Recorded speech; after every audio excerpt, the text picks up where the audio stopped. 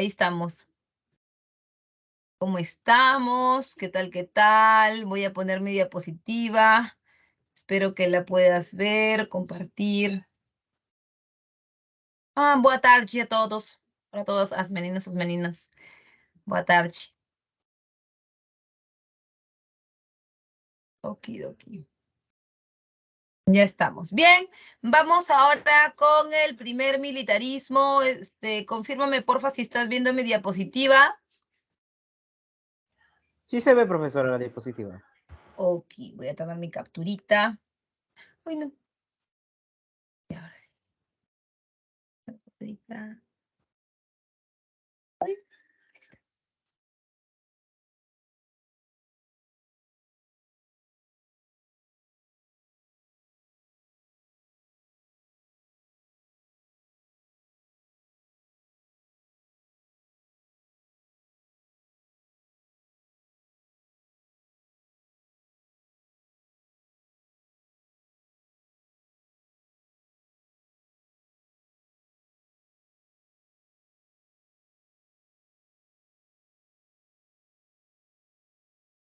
Primero que quiero comenzar esta clase diciendo que, hablando un poco sobre los militarismos, ¿no? ¿Cuándo se presentan? ¿Qué son? Los militarismos los vamos a ver, los vamos a presenciar siempre, siempre, siempre después de un contexto de crisis. Siempre. Una gran crisis como una guerra o la caída estrepitosa de un gobierno va a generar un militarismo. En el Perú hay tres, no vamos a estudiar, bueno, nosotros vamos a estudiar tres, ¿no? El primer militarismo después de la Guerra del Pacífico, el segundo, disculpa, el primer militarismo después de la Guerra de Independencia, el segundo militarismo después de la Guerra del Pacífico y el tercero después de la caída del gobierno de Leguía.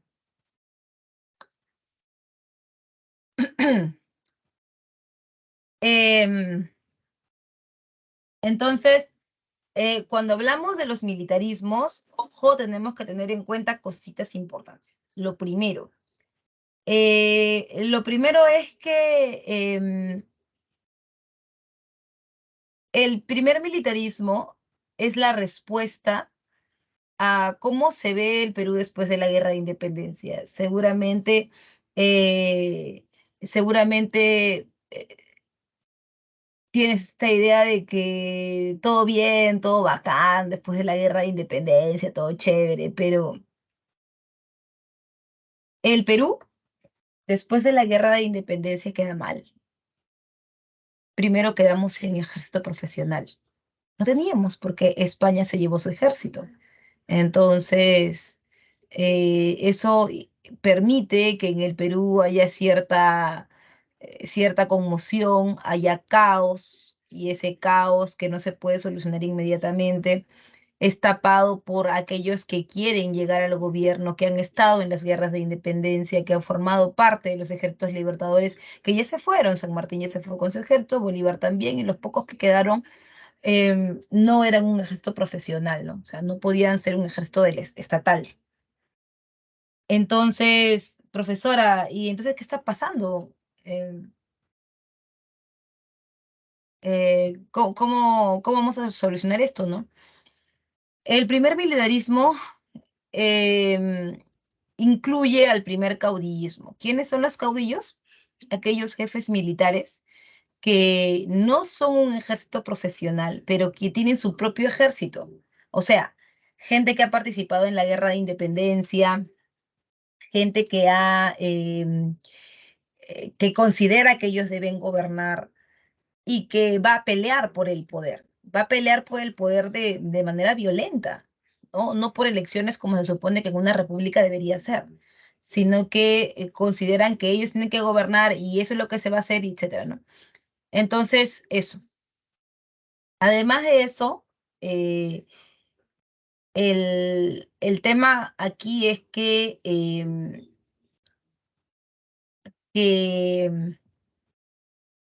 durante este periodo, entonces hay hay gente con su propio ejército que quiere el gobierno, se pelea con otra y se pelea con la otra y se pelea con la otra. Entonces, entre ellos van a haber conflictos. Esos conflictos son los golpes de Estado. Estos golpes de Estado hacen que este primer periodo de la independencia de la República Peruana sea un periodo en donde no hay estabilidad política, en donde no existen partidos políticos, donde no existe un ejército, donde no existe un Estado.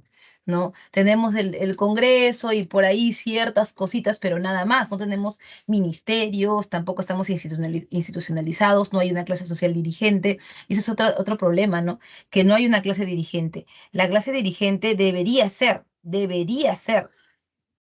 la clase criolla, ¿no? Pero los criollos han sacado cuerpo, no quieren, no quieren el gobierno, están tratando de sabotear inclusive. Entonces, eso hay que tomarlo muy, muy en cuenta, ¿no?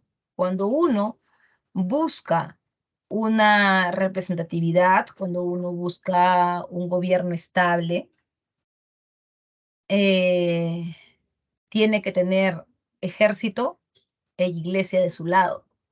Ahora, si tú quieres como grupo reclamar, pedir, hacer cambios, revoluciones, nosotros hemos visto ya en Historia Universal que para hacer cambios y revoluciones significativas necesitas dos cosas muy importantes. Uno, una clase dirigente, una clase dirigente. ¿Quién es el que o sea, no es el que va a pensar por los demás, pero sí es el que va a canalizar las ideas, para que se vea un orden, que queremos, que pedimos a B, C, D, E, ¿no? No hay, porque los criollos no, que eran los llamados, no quieren hacerlo, entonces los militares han tomado el poder hacia la mala.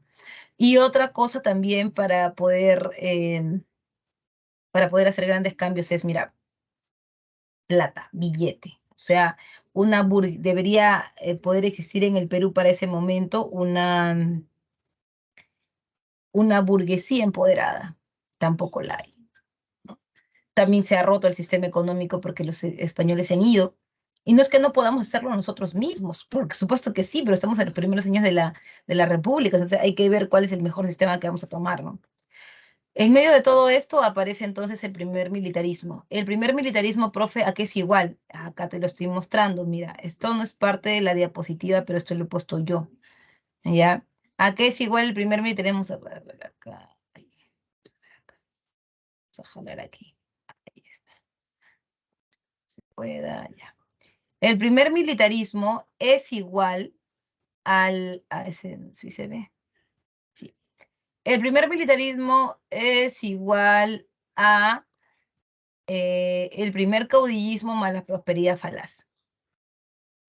¿Qué es el caudillismo? Lo que te explicaba, ¿no? El periodo inmediatamente después a la guerra de independencia, en donde los protagonistas del poder son los jefes militares, personas con dinero que tienen a su cargo indígenas, que tienen un ejército propio y que se van a pelear por el poder porque todos creen que ellos deben gobernar. Entonces, el caudillismo militar del 27 al 45 es la primera parte del 27 al 45 y la segunda parte es del 45 al 72, que es la prosperidad falaz, que es el periodo rápido, ya tú sabes, de venta, de guano y que nos hacía ver como que podíamos despuntarnos económicamente en un abrir y cerrar de ojos. En cuanto a las características políticas, recuerda, está el predominio de los jefes militares, disputándose el control del Estado, te lo he comentado, la inestabilidad política por guerras civiles, golpes de Estado, y los gobiernos pendulares. Más o menos, ¿tienes idea de qué es un gobierno pendular? Más o menos tienes una idea. Gobiernos pendulares.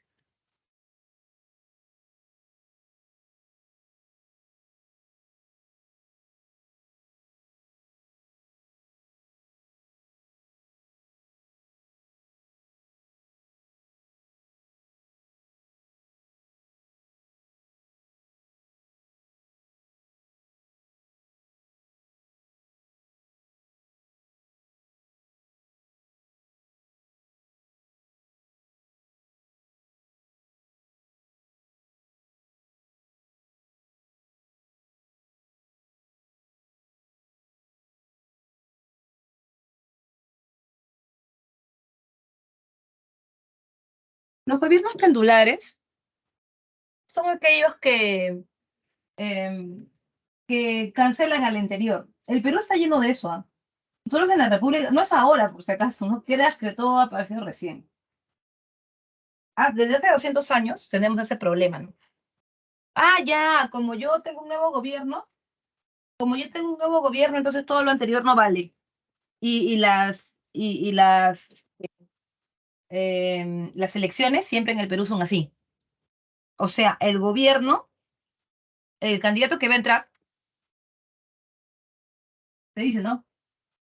Todo lo anterior no vale nada, yo voy a hacer todo nuevo, todo mejor, diferente. Es un error. Todos los gobiernos tienen algo bueno que ofrecer.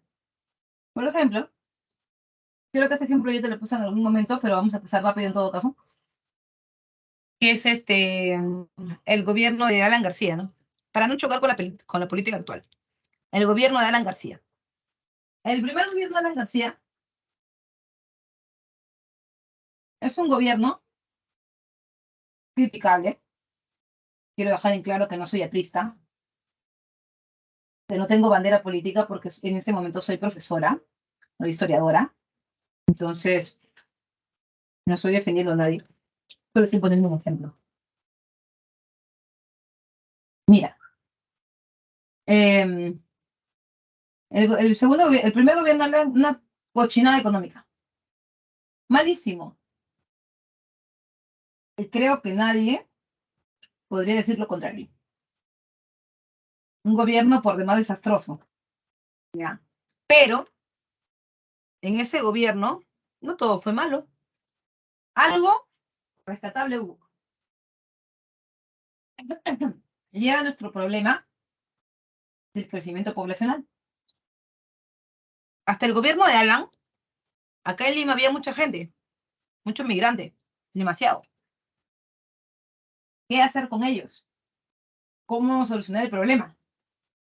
La mayoría de ellos, bueno, porque después en el fin de su gobierno se comenzaron a ir, pero la mayoría de ellos venían a zonas periféricas, como San Juan del Urigancho, Villa María del Triunfo, ¿no? Zonas que estaban lejos del centro. Entonces, ¿qué pasó con eso? Que Alan buscó una solución, populista, claro, pero la buscó. Entonces, Alan decidió por el tren eléctrico. Por supuesto que eso era un faenón, pues, ¿no? Eso era un faenón. O sea, ahí sí iba a ver la real plata. Entonces, terminó su gobierno, se gastó la plata en las obras públicas con todo y corrupción. Se hicieron las bases del tren eléctrico y todo eso. Y llega Fujimori. Con Fujimori, el problema del tránsito en Lima era cada vez peor. Porque como había mucha pobreza, había gente que no se podía ir al extranjero y se venía a Lima. Entonces teníamos mucha gente en Lima, pero ya no sabíamos cómo solucionar el problema del transporte. ¿Y qué hizo? Fujimori, no, todo lo anterior es una cochinada, no sirve para nada, vamos a hacer todo nuevo. Ya habíamos gastado plata en el tren eléctrico. Fujimori lo descartó por completo. ¿Y qué hizo? Trajo importación de carros de segunda que entraban por Tacna y que buscaban solucionar el problema del tránsito. Las combis,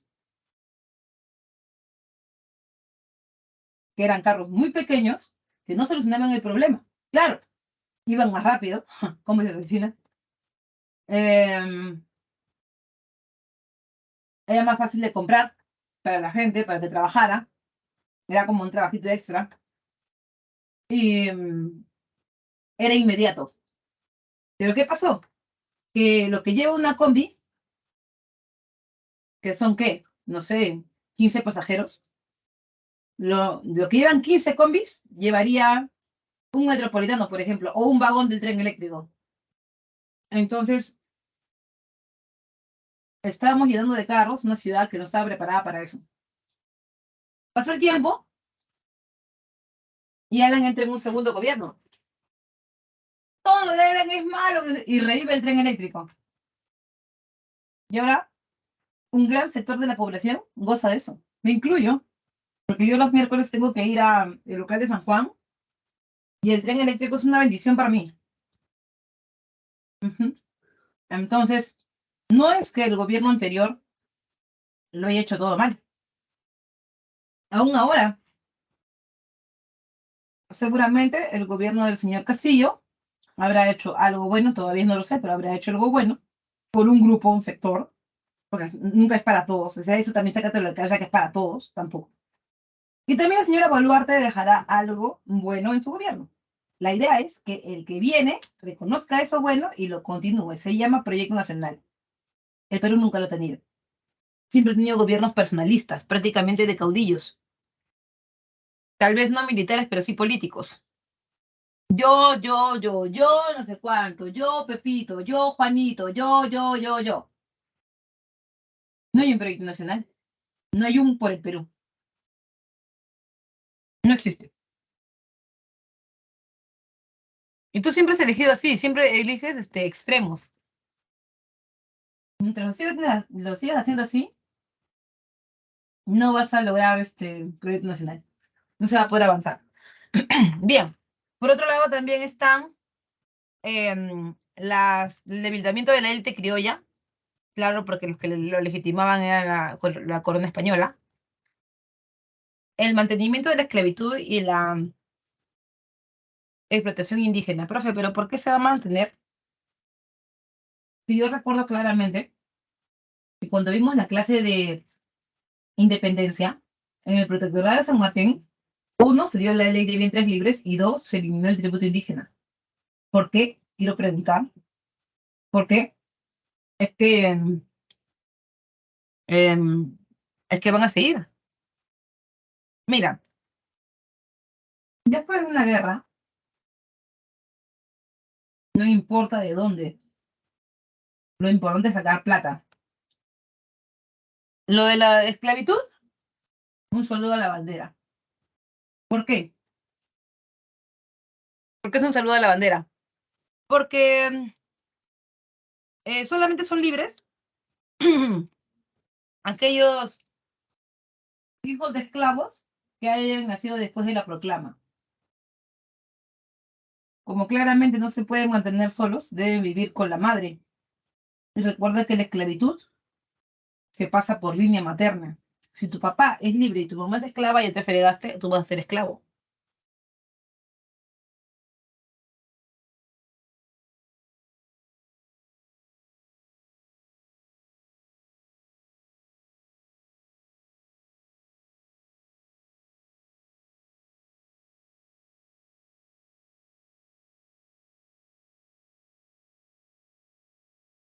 Entonces, no es no es real que eso se pueda hacer en un primer momento, porque termina la independencia, ya en la proclama de independencia, en las guerras de independencia, y ya, tú naces tan salado, naces después de la proclama. Profe, ley de vientre, ya está bien, pero ¿cómo haces? ¿Dónde vas a vivir? ¿Qué vas a comer? Tu mamá es esclava, te fregaste. Vas a tener que vivir ahí con ella, ese no. Por lo menos los primeros años. ¿Y quién paga eso? ¿O te van a regalar? No, no es cierto. No te van a regalar. San Martín compró la libertad de algunas negras también. Ahí la cosa era diferente, pero los negros no sabían vivir en libertad tampoco. O sea, de la noche a la mañana decirle a un negro eres libre, ¿cómo haríamos? Y el billete para comer, y el billete para vivir. Porque un negro esclavo, aunque, eh, aunque digamos, mm, no tiene una condición social muy beneficiada, económicamente no le va mal, ¿no? Digamos que depende de que lo tenga. Comida no le falta, techo tampoco, porque si tiene para comprar un negro, tiene para eso también. Entonces, todavía se mantiene, ¿no? En caso de la economía, en una recesión económica, post-independencia, ¿ya? Una recesión post-independencia, eh, también recuerda, hay, las principales fuentes de ingresos son el tributo indígena que te lo comentaba y las aduanas, y el libre cambismo frente al proteccionismo son los modelos económicos. ¿Sabes qué es el librecambismo? Es el sistema sobre el cual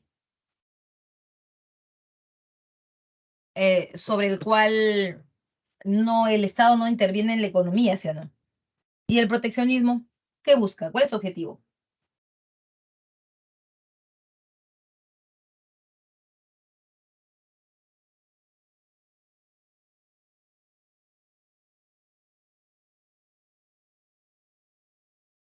¿Cuál es el objetivo?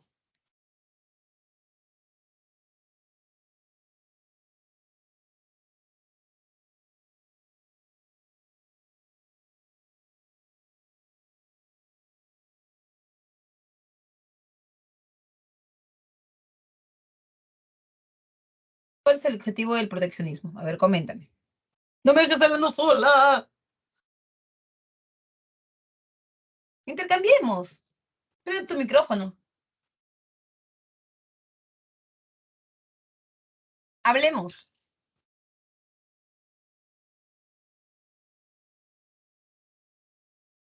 ¿Qué te ha dicho tu super profe de economía? ¿De qué se trata esto del proteccionismo? Es cuando el gobierno interviene en la economía. Ya. Ciertamente algo de eso hay. Sí. Busca maximizar las exportaciones y minimizar las importaciones. Ya. Excelente. Va por ahí. Mira, en el proteccionismo se busca fortalecer el mercado interno. O sea, lo que dice su compañero está muy bien, porque el gobierno busca que la producción nacional sea más fuerte que la importación. En un sistema republicano, tú no puedes decir, ¿sabes qué? Tú entras, tú no, tú me caes, tú no, te cierro la puerta. No se puede. ¿Cómo protegerías tu mercado? A través de impuestos, ¿no? Le pongo un impuesto más alto, mucho más alto, a la importación. No le estoy diciendo que no entre, pero tengo miedo. ¿Por qué? Pongámonos en el caso de los ingleses. Estamos 1800, siglo XIX. Los ingleses están finalizando la segunda revolución industrial empezando en medio del imperialismo. O sea que ellos producen a gran escala. O sea que producen barato porque producen en grandes cantidades. Ahora, tu pequeña producción nacional no compite con ese monstruo. Es el mismo producto, de mejor calidad posiblemente. Y además, al mismo precio o tal vez más barato. Tú, que eres un productor nacional, ¿vas a poder competir con él? No, pues. Pero tampoco le puedes decir, ¿sabes qué? Inglaterra no entres. Entonces, ¿qué tengo que hacer? Ponerle trabas. Y funciona. ¿Ok? Entonces, eso es proteccionismo. Evitar que el otro te coma. Disculpa que estoy mal en la garganta. Por otro lado, vamos a ver los gobiernos, ¿no? Y está el primer gobierno que vamos a ver es el gobierno de José de la Mar. Ahora, José de la Mar, ¿no te parece conocido?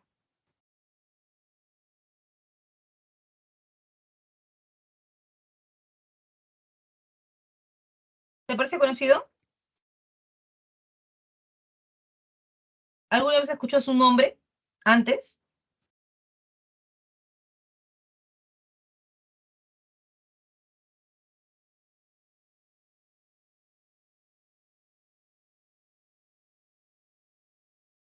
José de la Mar es un viejo conocido para el Congreso, porque él ha sido presidente del Perú en la Junta Gubernativa, que está entre la salida de San Martín y la llegada de Bolívar.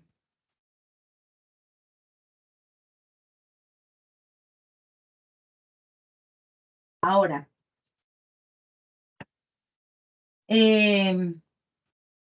José de la Mar, a él le encargaron llevar a cabo primera campaña por dos intermedios. No lo logró, lo sacaron. Cuando Bolívar se fue del Perú, dejó como un panorama distinto, ¿no? Porque él había formado Bolivia, había libertado la Gran Colombia,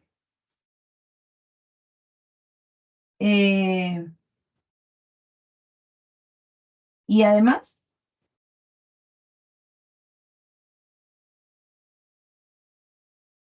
tenía respaldo político en Santa Cruz, que era su mano derecha, y también en Sucre, ¿no? Cuando Bolívar se fue, cuando murió, ya Sucre también había muerto. Santa Cruz queda en Bolivia, la Gran Colombia queda independizada, y aquí en el Perú un caos terrible. Ya no estaba Bolívar, no estaba Sucre, no había nadie quien gobernara, y todo el mundo se comienza a pelear. Gamarra había participado en la independencia, quería gobernar, Lamar también, Orregoso, Salaverry, todos ellos habían participado en la independencia y querían gobernar y todos ellos se van a pelear. Es el Congreso el que decía, ya cállense la boca, yo voy a decidir.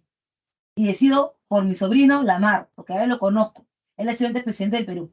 ¿Tú crees que Gamarra se quedó tranquilo? Gamarra fue el que menos se quedó tranquilo, porque él había sido prefecto de Tacna, prefecto de Cusco, y tenía supuestamente, según él, tenía toda eh, tenía toda pues todos los requisitos los reunía para ser un presidente, ¿no? Ahora, Lamar tiene que tener en cuenta que está empezando en una república primero, que lo están poniendo, no lo han elegido la gente. El Congreso entonces le va a pedir obviamente que se alinee, ¿no? Le va a decir, Lamar, te vamos a apoyar con tu gobierno, pero eso sí, darnos más poder a nosotros, es obvio, te estamos poniendo de presidente. Y Lamar lo hace. Por eso su gobierno es el famoso ejecutivo débil, porque el Parlamento es lo más importante. ¿Y cómo lo sabes? Porque él cambia la Constitución. ¿Y por qué la cambia, profesores? Si estaba bien, no estaba bien. Porque si son liberales, ¿cómo van a aceptar una constitución anterior, que es la de Bolívar, que es la vitalicia? No lo pueden aceptar. Entonces, su nueva constitución será liberal, pero ojo, parlamentarista. O sea, que el mayor poder lo tiene el Congreso. Obvio, pues, ¿no? Porque están dando el poder. Entonces, la MAR está gobernando, pero ojo también ahí. Hay dos derechos que no hemos tomado en cuenta. Y los he puesto por acá, yo los he sumado porque no estaban en la diapositiva. Lo voy a poner con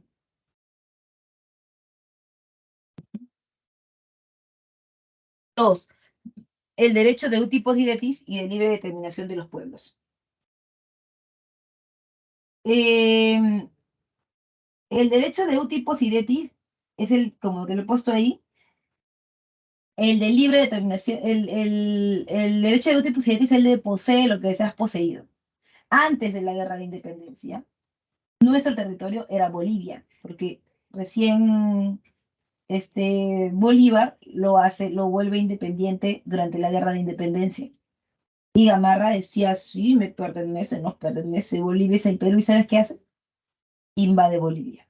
O sea, supuestamente no estaba invadiendo, ¿no? Supuestamente le estaba entrando territorio peruano. Pero ahí era presidente Santa Cruz. Santa Cruz se enojó, peleó y de frente fue a pedirle ayuda a la Gran Colombia, porque la Gran Colombia pues era como el apoyo político, ya que habían sido creadas las dos, bueno, independizada de la Gran Colombia y creada Bolivia por Bolívar. La Gran Colombia aprovechó ese pretexto para tocar la puerta del Perú, pero, ¿qué has hecho? Y la más salió con su toalla, ¿qué ha pasado? ¿Qué ha pasado? No, Lagar, te, te exhortamos a que saques ese ejército que tienes en Bolivia. Bolivia no está solo, nos tiene a nosotros. ¿Qué hablas? Escúchame, ¿qué hablas? ¿Qué hablas? Sí, ya sabemos que tienes ahí a tu general Gamarra. ¿Qué te pasa? Escúchame, ¿sabes que el Perú es un caudillismo?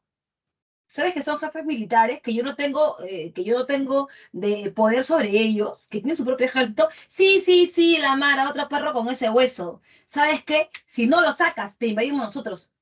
Perdón, creo que me estás amenazando o me parece. Ten cuidado, ¿ah? Ten cuidado, Gran Colombia, porque yo he podido ganarle a un ejército español. Así que mucho cuidado con lo que estás diciendo. ¿Guerra quieres? Guerra vas a tener. Y de verdadcito, el Perú y la Gran Colombia empezaron la mecha. Pero obviamente que la Gran Colombia no le interesaba a Bolivia. Lo que la Gran Colombia quería era Tumbes, Jaén y Maynas, los territorios del norte del Perú que tenían un montón de recursos. Y el Perú también quería algo, obviamente. Nadie hace nada por nada. El Perú quería Guayaquil, porque Guayaquil era el centro de la Gran Colombia. Tomando Guayaquil tomabas Ecuador, Colombia, Venezuela y de refilón Bolivia. O sea, prácticamente te volvías el potentado de América del Sur. ¿Entiendes? Y aunque no lo creas, el Perú está ganando la guerra. Uy, está ganando la guerra. Sí, el Perú estaba ganando. Profe, no. Sí, todo bien. Hasta que en Piura y en Lima se sublevó Gamarra. Échate a contar. Gamarra se sublevó, la mar tuvo que soltar Guayaquil y pues nuestro sueño de que todos esos territorios fueran nuestros se acabó. Porque Gamarra se convirtió ahora en el presidente del Perú, lo que él siempre había querido. Ahora no solamente es esto, sino que Gamarra estaba usando el derecho de Eutipos y Detis, pero también había otro derecho, de libre determinación de los pueblos. ¿Lo usaremos en esta clase, profe? Sí, lo vamos a usar. Al final de la clase lo vamos a usar. Mira, el derecho de Eutipos y Detis ya lo habíamos quemado. Ahora Gamarra, eh, a toda costa, va a querer que la gente le haga caso e imponerse. Gamarra, a diferencia de la mar, tiene un gobierno conservador. Por lo general, los gobiernos conservadores se caracterizan porque son gobiernos que han sido llevados a cabo por golpe de Estado, por militares, y por lo general son gobiernos muy cerrados, ¿no? Entonces, obviamente, eso a quién no le gusta. No le gusta a los comerciantes, porque los comerciantes es como ahora, o sea, si la gente protesta, sale a las calles, todo. Los primeros que se ponen son los comerciantes, porque si hay disturbios, levantamientos, enfrentamientos, como los va a haber en el gobierno de Gamarra, ellos no van a vender. Y si no van a vender, se van a bloquear. Es por eso, escúchame, es por eso que Gamarra dice, o sea, no hay forma. Tengo que enfrentarme a ellos como sea. ¿Y sabes dónde estaban los comerciantes? La mayoría eran congresistas. Y siempre hablaban, sí, esa rata de Gamarra, hay que prenderle fuego a esa rata panzona. Pero, o sea, todo el mundo hablaba, pero nadie decía nada contra Gamarra, pues.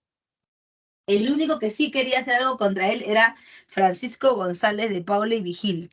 Y en pleno Congreso, ya, en pleno Congreso, él le dijo así en su cara, ya que ustedes no se lo dicen, yo se lo voy a decir a usted, señor Gamarra, que su gobierno es un gobierno de facto, dictatorial, es un gobierno que no es legal porque estamos en una república y usted nadie lo ha elegido, usted ha dado un golpe de Estado y ahora tiene un gobierno conservador, desconociendo las facultades del Parlamento. Y Gamarra se quedó, oh my, ¿qué es esto? No lo puedo creer. Escúchame, ¿cómo es posible que ese pata haya venido a hacerme el feo? No puedo creerlo. Gamarra entonces se fue obviamente contra González Vigil y lo quería matar al hombre, lo quería desaparecer. Pero escúchame lo que te voy a decir. Escúchame lo que te voy a decir. Em, el tema era más, el tema era más alucinante de lo que tú crees. ¿Por qué? Te voy a decir por qué. Porque Gamarra no podía de frente bajarse a González Vigil. Recuerda que, que si Gamarra se baja a González Vigil, todos los comerciantes se vienen en contra de él. Y Gamarra dijo, ¿qué hago? ¿Qué hago? Ya, tiene que, su asesora principal era su esposa, la señora Francisca de Zubiaga, una mujer políticamente muy inteligente. Se ha hablado mucho de que la señora Boluarte es la primera presidenta del Perú. No, no es la primera presidenta del Perú. La primera la primera mujer que en algún momento se hizo cargo del gobierno del Perú de manera no permanente y que no fue elegida por votos fue Francisca Zubiaga. Cuando Gamarra se fue a Tacna, Francisca Zubiaga se quedó en el gobierno. Si no lo sabías, ese es un tip para que hoy, en la sobremesa, hables con tu familia y digas, yo tengo el dato histórico. ¿Ya? Yo tengo el dato histórico. La señora Panchita. Hace poco, en noviembre, me parece, sí, en noviembre del año pasado, yo fui a ver esta obra musical, linda, con Gonzalo Torres, con varias personas conocidas, que se llamaba La Mariscala. Excelente obra de teatro. Y me sorprendió mucho que sí ponían ese detalle, ¿no? De Francisca, bueno, que era la protagonista, ¿no? Como primera presidenta del Perú. Bueno, no la decían, pero ella era la que tenía el poder. Ahora, poder que el pata le dejó. Ahora, la Mariscala le dijo, Agustín, escúchame, ¿cómo vas a hacer esto? No puedes perseguir a los liberales. Es un problemón. Entonces, ¿qué hacemos? ¿Cómo que qué hacemos? Llama elecciones. No, Francisca, no. Tú no sabes lo que ha pasado. El González Vigil es malcriado. Por eso lo voy a matar. Cállate la boca y hazme caso. ¿Qué cosa quieres? ¿Ponerte encima de ti a todos los criollos? ¿Ah? ¿A los comerciantes? ¿A los que dominen el Congreso? Pero Panchita, escúchame, él me ha metido la madre ahí en el hemiciclo. Cállate. Y llama a elecciones. Obviamente las elecciones van a estar fraguadas a nuestro favor. ¿Cómo? El candidato conservador será Pedro Pablo Bermúdez, tu mejor amigo. Y detrás de las sombras, en las bambalinas, gobernaremos nosotros. Esa era la estrategia, ¿no? La estrategia era que gobierne, pero tras bambalinas. Ahora, la gente, ¿por quién crees que votó? Por Orbegoso. Después de enterarse, obviamente, de la intención de Gamarra. ¿Sabes cómo le hervía la sangre a Gamarra? Haber dejado el gobierno y ahora haberlo perdido. Entonces, Luis José Orbegoso va a ser el presidente del Perú. Afronta, obviamente, la dura oposición conservadora de Gamarra. Pero además de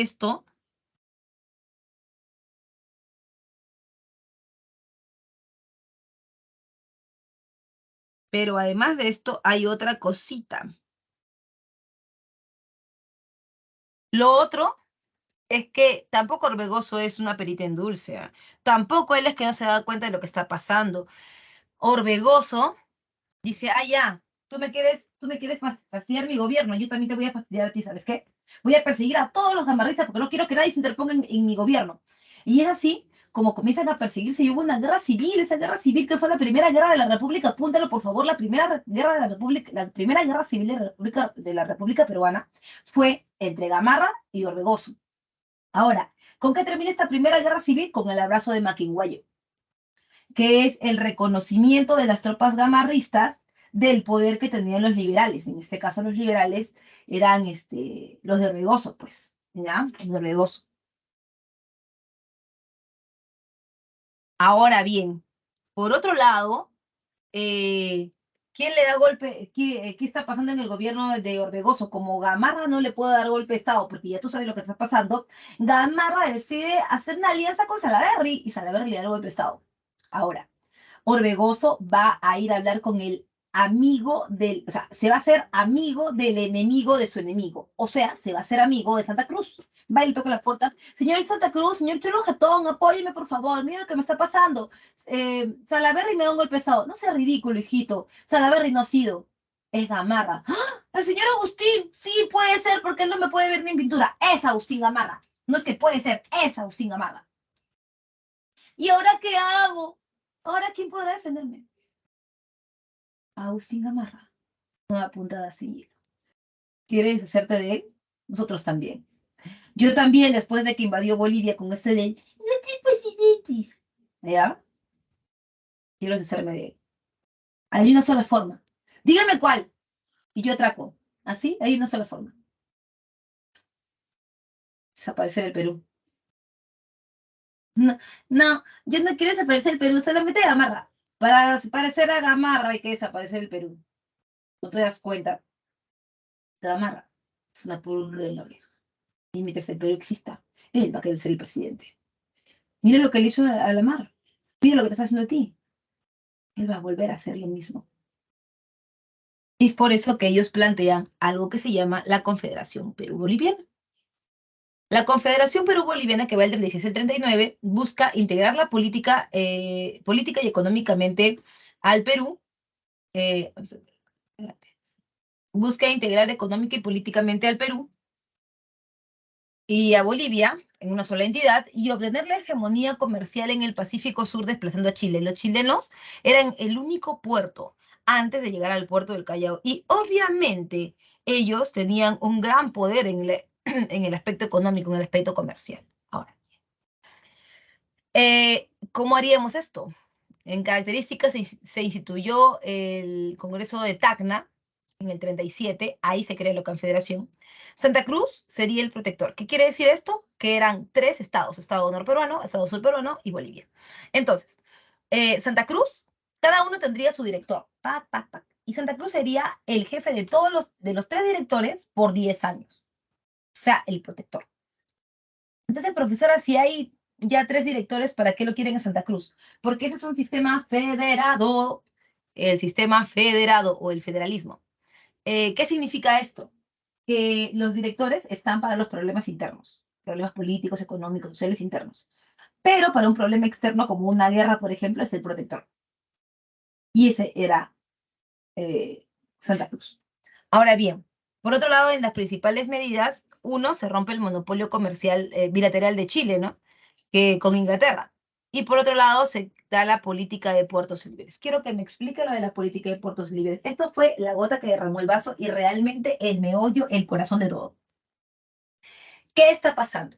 Te voy a explicar. Mira, antes de la Confederación, Chile era el que recibía los productos que venían de Inglaterra baratos, porque recuerdas que es la Segunda Revolución Industrial, baratos. Y entonces el eh, Perú pues quedaba como segundón. Ahora Santa Cruz hablaría con los ingleses y le diría, miren, tenemos nuevos puertos, abriremos uno en Bolivia, otro en el estado surperuano y otro en el estado norperuano. Eso quiere decir que Valparaíso ya no es el único que vende, que comercia en el sur. Ahora también hay también en la Confederación. Y les proponemos una cosa. Si ustedes, Inglaterra, deciden apoyarnos, entonces las cosas van a ser bien fáciles.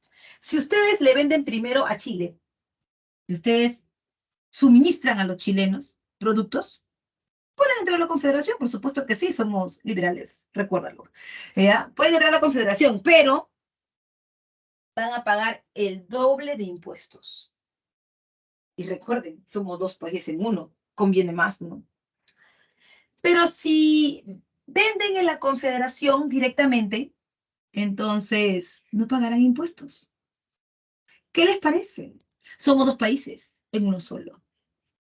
Y obviamente los ingleses se les abrieron los ojitos, chin, chin, chin, chan, chan, chan.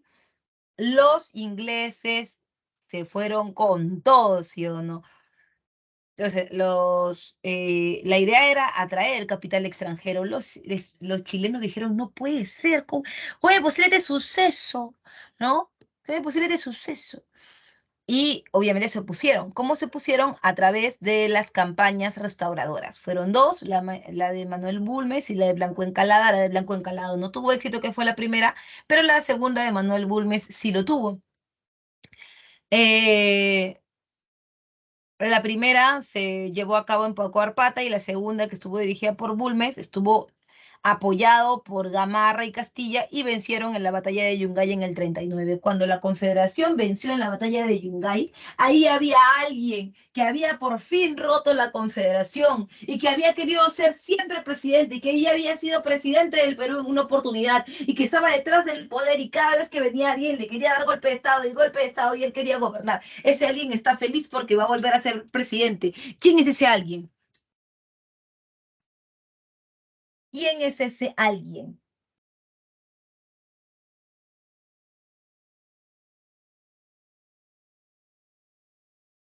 Gamarra. Gamarra, por supuesto, Agustín Gamarra. 12:49, ¿se podía escribir el nombre? ¿El nombre qué? De Ajá. Francesca. Ah, de Francisca. Así se llama Francisca Subiaga. Francisca de Subiaga.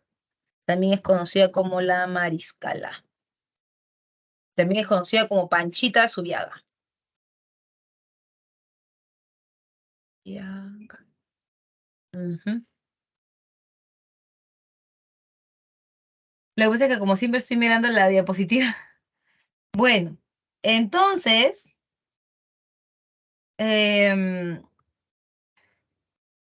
ok. Entonces, Gamarra obviamente va a llegar a ganar el poder, pero este Gamarra no entiende. Está en un contexto diferente, ¿ah?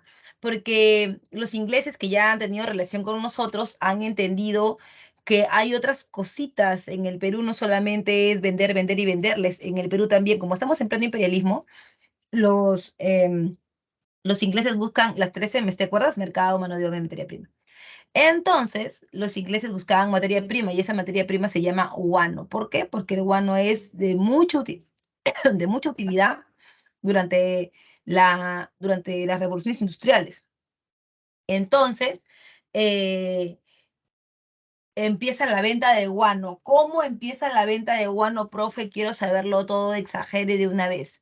Mira, como yo te había dicho, nosotros tampoco no éramos muy duchos en esto de vender cosas, del comercio exterior, porque bueno, al final tú sabes, de todo eso se encargaba España, ¿no? Nosotros como que no teníamos muy claro eso, ¿no?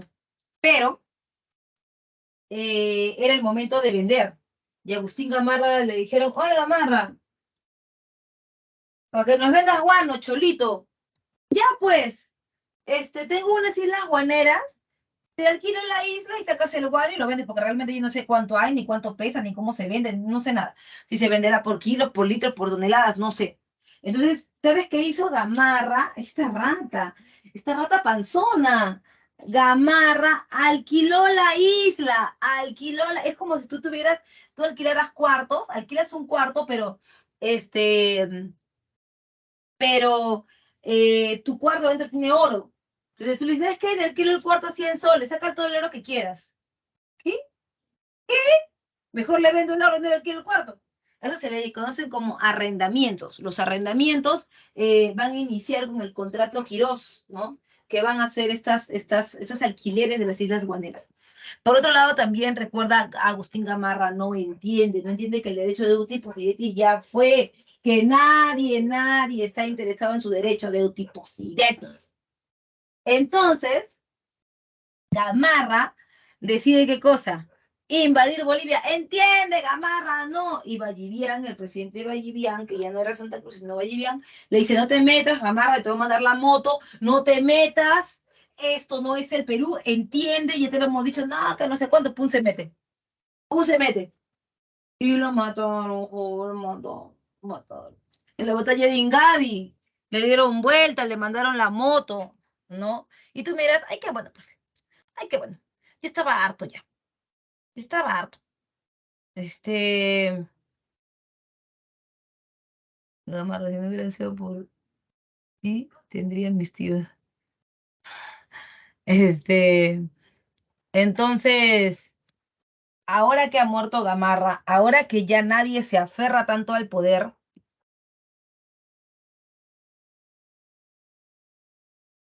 ¿no? Ahora que tanto se aferra al poder, ¿quién crees que va a poder gobernar ahora? Ya no está Gamarra, ya no hay nadie que esté así detrás de él, chanca, ya no hay. Ahora los militares se van a loquear por el poder, se van a pelear entre ellos, se llama anarquía militar. Esta anarquía militar va del año 41 al 45. Tras la muerte de Gamarra estalló el periodo de gran inestabilidad política, se dieron golpes de Estado, y el último golpe de Estado es el de Ramón Castilla en la batalla de Carmen Alto, y Ramón Castilla va a entrar en su primer gobierno. Te digo su primero porque hay dos, ¿no? Pero el primer gobierno de Ramón Castilla está en un contexto económico mucho más grande, que es la prosperidad falaz. ¿Qué entiendes tú por prosperidad falaz?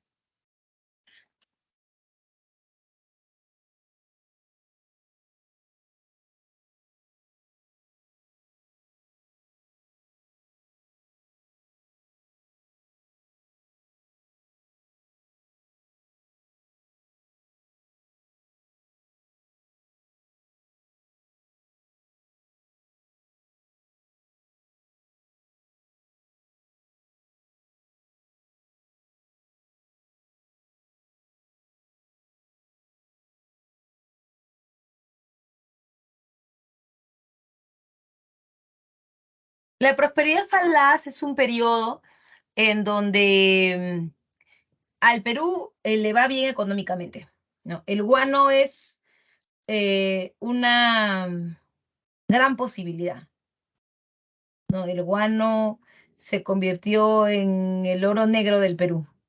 El guano nos iba a permitir salir de todas las deudas que teníamos. El guano era como la solución a nuestros problemas. Sin embargo, o sea, hay que decir las cosas como son, ¿no? Nos emocionamos mucho y ganamos poco. Claro, hay un grupo al que le fue muy bien, que eran los consignatarios a los guaneros, pero al Perú como país le cayó poco. El pobre siguió siendo pobre, ¿no? Aunque la plata sí ayudó para institucionalizar el país, generar un Estado que no existía, porque eran puros golpes de Estado. Aquí em, se van a formar ministerios, crece la burocracia, ¿no? Hay un desarrollo interno del Estado peruano, como de organización, ¿no? Organización del Estado peruano, con la plata de lo guano. Pero también fue muy corta. Fue una prosperidad que no era la esperada, que no era para todos y que tampoco iba a durar mucho, ¿no? Bueno, también por factores externos, porque el guano tampoco ya no se vendía al final muy bien en el mundo, ya no había mucha demanda, entonces, sobre todo en Europa. Entonces fue una prosperidad falsa, efímera también, ¿no? Ujú. Entre las características, el guano era el recurso abundante con demanda en el exterior y requería inversión mínima de mano de obra. Eso también es bien importante porque el guano prácticamente no necesitaba nada.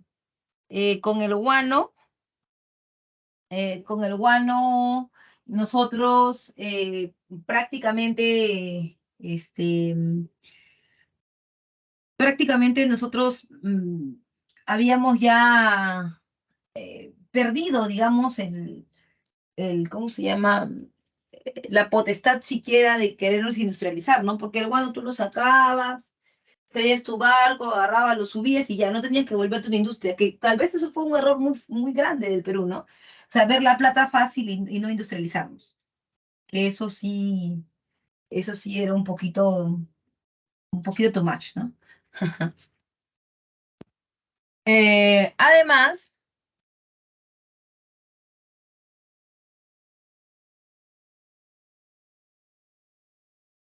además, eh, está el sistema de ventas, van a ser tres: el arrendamiento, ya te lo he comentado, la venta directa, ese es el arrendamiento, las consignaciones y el monopolio.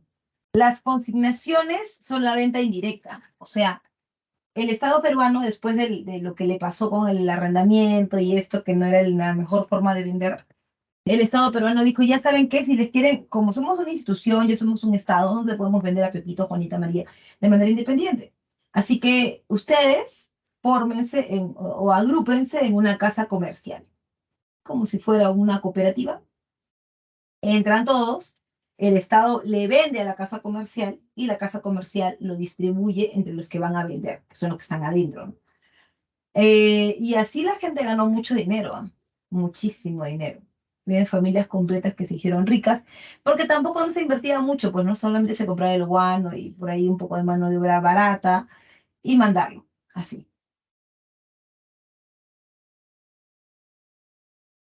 Entonces, este, este guano hizo ricos a un grupo de personas, ¿no? Pero ¿qué pasó? Que al final España quiso entrar nuevamente al Perú y lo hizo por guano, obviamente, porque ellos querían tener el recurso. Entramos en una guerra con España. Después de la guerra contra España, los consignatarios o los que eran los guaneros no quisieron pagar lo que habían vendido durante la guerra. Se negaron a pagarle al Perú y el Perú decidió venderlo entonces mejor a un solo comprador para no tener problemas, ¿no? Y se buscó un comprador en Europa, consiguió la casa Dreyfus, la casa judío-francesa Dreyfus, y solamente le vendía a ellos, ¿no? Entonces se pasó de un sistema de consignatarios a un monopolio, porque solamente se le vendía a los Dreyfus. Claro que los Dreyfus prometieron muchas cosas que al final no cumplieron, pero eso lo vamos a ver en un ratito. Luego tienes en política, la característica política es el fortalecimiento del Estado, que no estaba libre de conflictos, pues, ¿no? Nunca estuvo libre de conflictos. El Estado tenía problemas, tal vez no eran golpes de Estado porque era un Estado fuerte, sin embargo, era problemático el tener plata, ¿no? O sea, eso llamaba mucho la atención.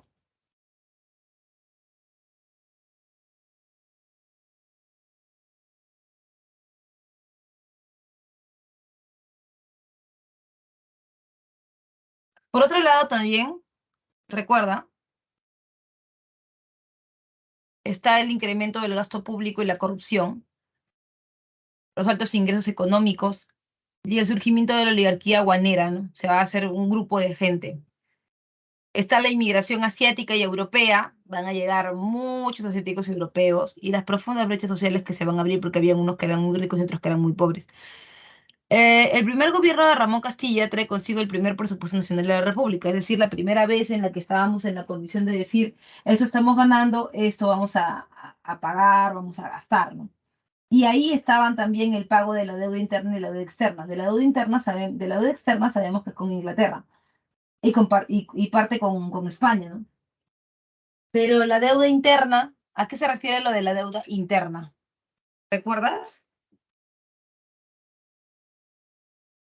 ¿A qué se refiere lo de la deuda interna?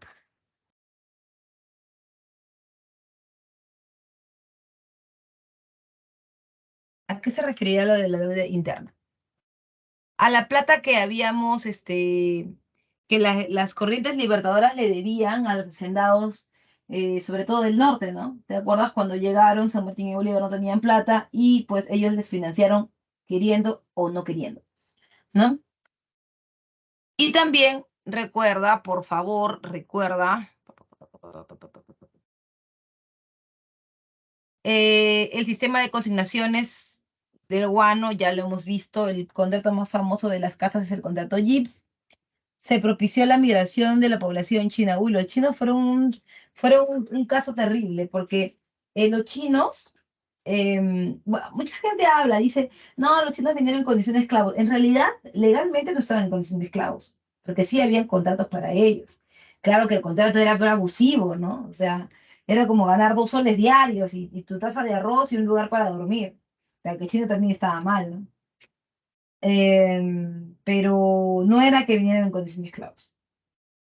Trato de esclavo, puede ser, pero en condición de esclavo. A los chinos muy poca gente los quería porque no los querían los indios, porque le quitaban trabajo, igual los negros. cuando llegaron a Lima, se hacinaron fuera de la ciudad porque nadie los quería, ellos traían enfermedades, pues no es que venían hacinados en barcos, ¿no?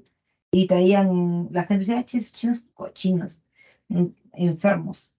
Y se fueron fuera de la ciudad de Lima, detrás de las murallas, a los barrios altos. Parte de los barrios altos es lo que ahora tú conoces como la calle Capón, que en esa época era el callejón Otaiza. Ahí vivían.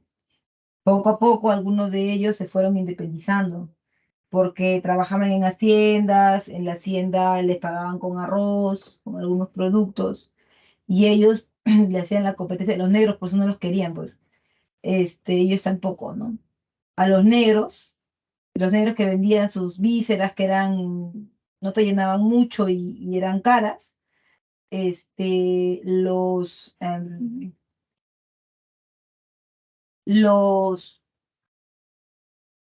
eh, los chinos vendían otro tipo de comidas que llenaban, que eran baratas, que ellos lo llamaban xiaofang, ¿no? El xiaofang era pues un plato, bueno, bonito, barato.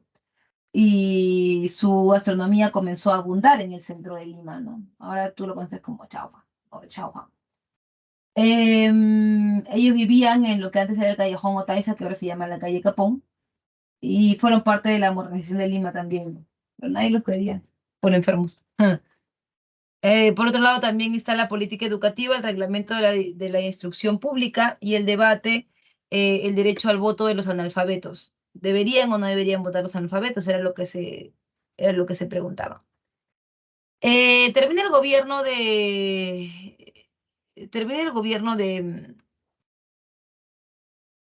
Castilla y empieza el gobierno de José Rufino Echenique entre el 51 y el 54. Echenique no era alguien desconocido, ojo ahí, no era alguien nuevo. Echenique era el ministro de Hacienda o había sido el ministro de Hacienda de Castilla. Eso quiere decir que, digamos que Castilla ciertamente había influenciado un poco, ¿no? Y se quería que él continúe, ¿no? Que él continúe con el gobierno, ¿no? Con el mismo sistema. No, a eso se refería, que continúe con el mismo sistema. Eh, ciertamente, eh, ciertamente las expectativas no se cumplieron en la realidad, hay que decirlo, no se cumplieron en la realidad, porque Echenique, lejos de pagar la deuda interna, de pagar la deuda externa con la plata del guano, comenzó a falsificar los bonos y los cobraba él. Ya no los, ya no los cobraban, ya no ya no lo cobraba la gente que tenía que cobrar, lo cobraba él, pero de esto se dio cuenta Castilla y dio un golpe de Estado a su gobierno, que es la Revolución Liberal de 1854. Eso va a llevar a Castilla a un segundo gobierno. No me voy a pasar al gobierno de Castilla sin antes hablar un poco del gobierno de Echenique.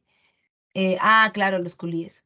Sin hablar un poco del gobierno de Echenique, que es qué tipo de inmigración llega en el gobierno de Echenique. ¿Hay migración, profe? Sí hay, por supuesto que hay.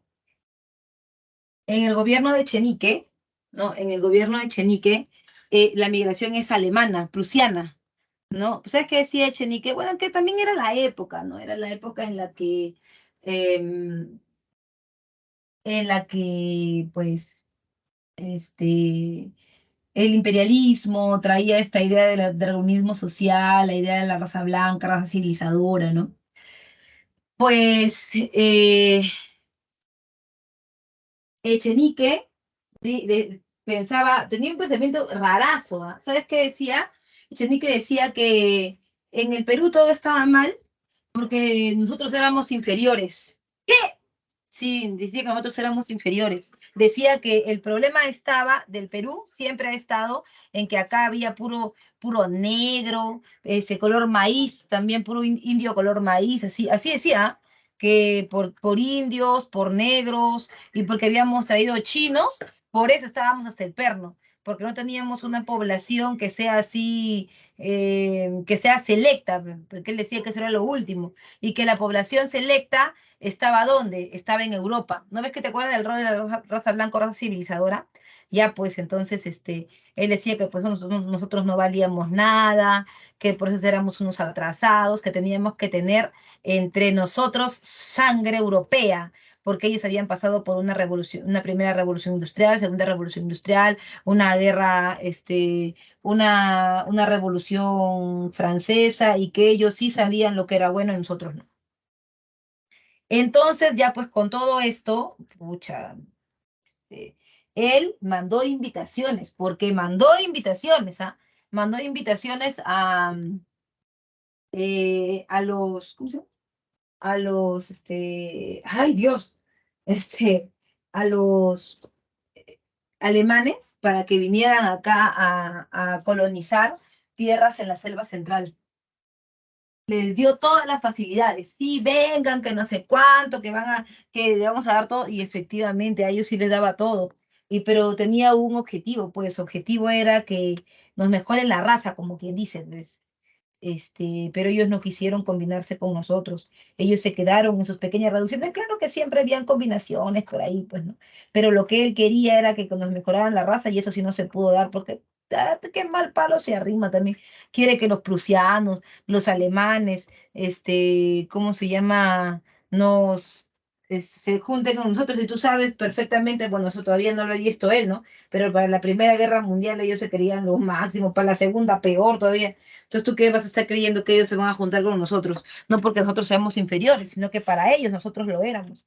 Entonces, bueno, entonces en el gobierno de Echenique hubieron cosas que realmente fueron escándalos. No solamente el escándalo de la consolidación, que era el escándalo del pago de la deuda interna, y que no llegaba el pago nunca a los que debería llegarle, y que bueno, eso causó revuelo, pero también está el tema de que había pues una forma de concebir la concepción o la condición social étnica bien, bien loca, ¿no? Para la época. Bueno, para la época de repente servían, pero era loco.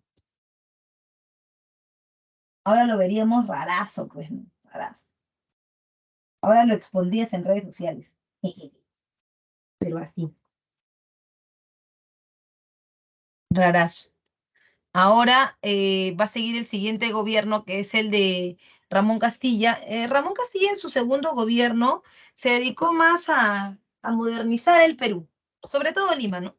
Y modernizarlo significaba también crear espacios que eran propios de la República, pero que todavía no teníamos, como por ejemplo el caso de crear mercados. ¿Sabías que antes los mercados no eran lugares expresamente para vender productos, sino que eran plazas, ¿no? Eran plazas, las principales de la ciudad, como la Plaza Mayor de Lima o la Plaza de Santa Ana. Todas esas plazas se prestaban para vender productos. Por eso cuando alguien, un trabajador independiente, le preguntas que cómo estuvo el día, que cómo está el negocio, le pregunta uno a otro, oye, ¿cómo está la plaza? Ah, está bien, ahí vamos avanzando, ¿no? La plaza es el lugar de venta. Ya con Castilla ya la cosa cambió, pues, ¿no? Ya tenían un mercado, por eso es que el mercado central que él crea se llama así, Mercado Central Ramón Castilla. Claro que está refaccionadazo, pues, ¿no? Pero él trajo la idea, muy moderna. También llega el alumbrado a gas, el agua potable, también ese gobierno, ¿no? Por otro lado, recuerda también la guerra contra el Ecuador y el Tratado de Mapasingue. Pero fue una pregunta, con el Ecuador siempre hemos tenido problemas, ¿no? ¿Este tratado para qué era? Ah, para poner bien los límites de la frontera contra el Ecuador, con el Ecuador. Ujú. Porque ya no formaba parte de la Gran Colombia, pues. Y ahora tendríamos que saber qué era técnicamente lo que nos tocaba con ellos, ¿no? Ujú, ujú. También recuerda, está la Convención Fluvial del Amazonas. De eso se ha hablado poco, pero te hemos puesto una imagen que también te describe bastante bien lo que es la Convención Fluvial del Amazonas. Vamos a la imagen que está acá al costadito. A ver, mira, acá. Esta es la frontera de amazónica con Brasil, ¿no? Entonces, el Perú y Brasil acordaron la libre navegación por el Amazonas y la reconocieron como frontera para el norte a la línea de Tabatinga y por el sur hacia el río Yarabí, ¿no? Yavarí. Si te das cuenta, esta forma, digamos, de ver la realidad geográfica a partir del río Amazonas, es una forma también muy peculiar de la República, de esa parte de la República de crear fronteras, ¿no? Porque si no tendrían que irse a más guerras, por eso es que era mejor esta forma, ¿no? La forma diplomática. Y claro, lo que te decía, llega el alumbrado a gas, el agua potable, ¿no? Cosas que en el Perú pues eran impensables, no habían, ¿no? Y por supuesto el ferrocarril Lima-Callao. También en este segundo gobierno, algo que no te lo han puesto ahí, pero por favor anótalo, se crea la política del equilibrio continental. ¿Qué significa esto, la política del equilibrio continental? Que con la plata de lo guano, con lo que se está ganando de lo guano, el gobierno de Castilla está comprando armas que lamentablemente no van a llegar para la guerra contra España, porque para ahí ya debían haber llegado, pero sí van a llegar para la guerra contra Chile, ¿no? Ahí, claro, un poquito desfasadas, pero van a llegar, ¿ya? Entonces, sí, se llama política de equilibrio continental. Lo voy a poner acá para que no te olvides, política de equilibrio continental.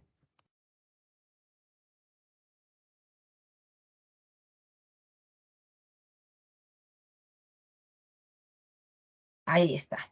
Uy, ya está. La política del equilibrio continental. Compra de armas. Claro, o sea, refiriéndose a que deben estar a la par con sus posibles enemigos, que son sus vecinos, ¿no? En este caso, digámoslo también, Chile, ¿no? Era el más peligroso de todos, en realidad.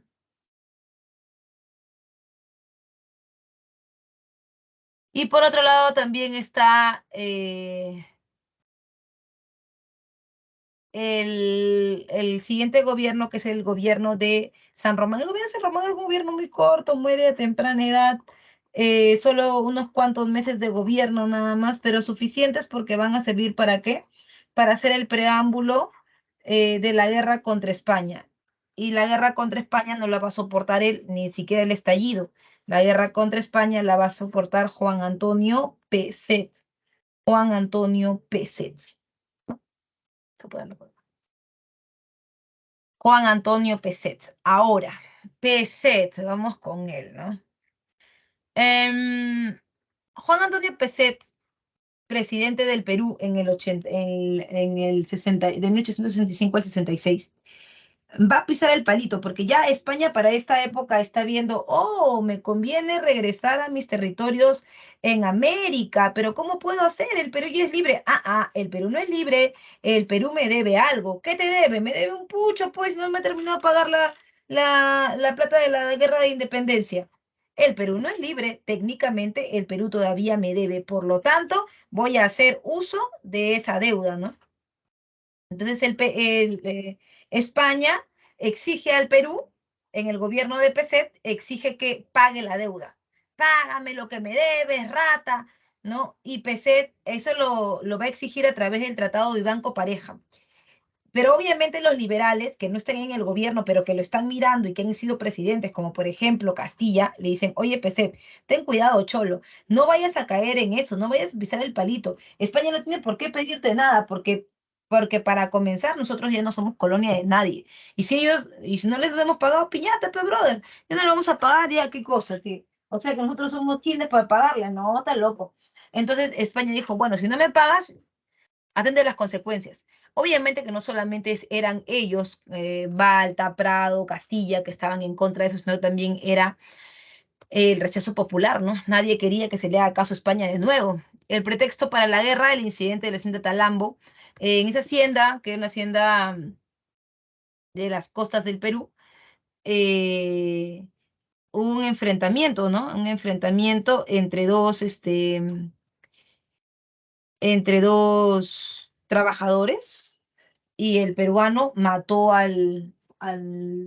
español, sí, desgraciados, los peruanos son unos malditos, ya decía yo, mira lo que han hecho, desgraciados, este, ¿cómo es posible que se le permita a los peruanos ser salvajes? Lo que pasa es que sin España ellos no son nada. Mejor hay que traer al emisario regio Salazar y Mazarredo para que ponga orden. ¿Qué dijimos? ¿Cómo van a traer un emisario regio? ¿Quiénes son los españoles para poner a alguien acá que ponga orden? No, dijimos, no, no vamos a hacer eso. Ah, encima con jergas. No vamos a hacer eso. Ni hablar, ni hablar. Así que en el Perú se decide irse a una guerra. Y obviamente que no te ibas a ir solo, pues. O sea, tú no tenías el poder ni militar, ni político, y mucho menos económico, aunque habías pasado por el guano, de irte a una guerra solo. Así que se juntaron los cuatro super amigos, ¿no? Tu amigo Ecuador, que recientemente tiene frontera, tu super amigo Chile y la superpotencia marítima Bolivia, que antes que te rías, para esa época todavía tenían mar, ¿ya? O sea, era la superpotencia marítima Bolivia.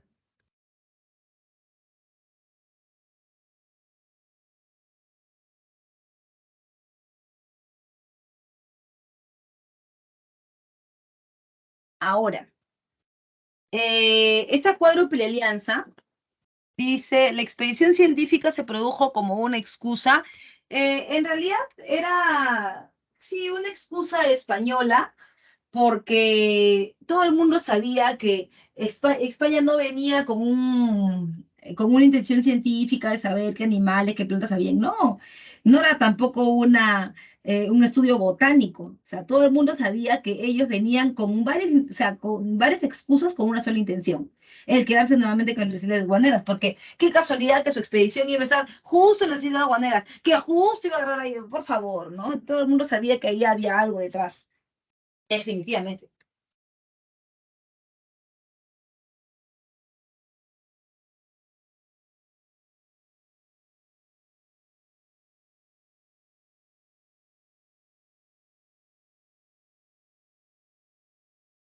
Ahora bien, cuando hablamos de la guerra contra España, entonces la cuadriplegia se unió, se juntó, em, se da el combate de Aptao, aquí en el Perú, y el bombardeo de Valparaíso. Ese bombardeo fue ya la gota que derramó el vaso. Tú, obviamente, al puerto del Callao era difícil entrar, tú sabes que estaba el Real Felipe, que los mismos españoles habían construido, que era muy difícil de entrar y demás. Pero también estaba el tema de que los españoles dijeron, bueno, si no se puede entrar por el puerto de Callao, entraremos por Valparaíso, ¿no? Entraremos por Valparaíso. Ahí había un problema más grande todavía, ¿no? Y el problema más grande que había era que ibas a dejar solo a Chile, que se suponía que tú debías responder de otra manera, se supone que Perú debería responder auxiliando a sus amigos chilenos, oh, Chile, te están bombardeando, yo voy a ir contigo. Y el Perú le dijo, no, Chile, mira, no te puedo ayudar, ¿sabes por qué, hermano? Porque si yo te ayudo, ¿qué va a pasar? Ah, si yo te ayudo, lo que va a pasar es que van a meterse por el puerto del Callao y mira, Cholo, no es la idea, no, no es la idea, Cholito. Entonces, ahí te voy a quedar mal. ¿Qué? ¿Qué? ¿Qué? ¿Qué? ¿Qué? ¿Qué? ¿No? El Perú entonces dejaba solo a Chile, pero ganábamos la guerra contra España, ¿no?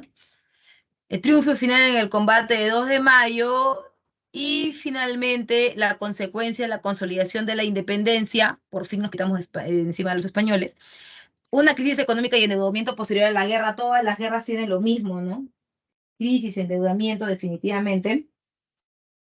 Y además, ¿no? Y además, las sublevaciones conservadoras de Díaz Canseco y Balta, sí, lo que pasa es que después de la guerra, Díaz Canseco dijo, oye, pero ¿cómo es posible que los liberales sigan gobernando?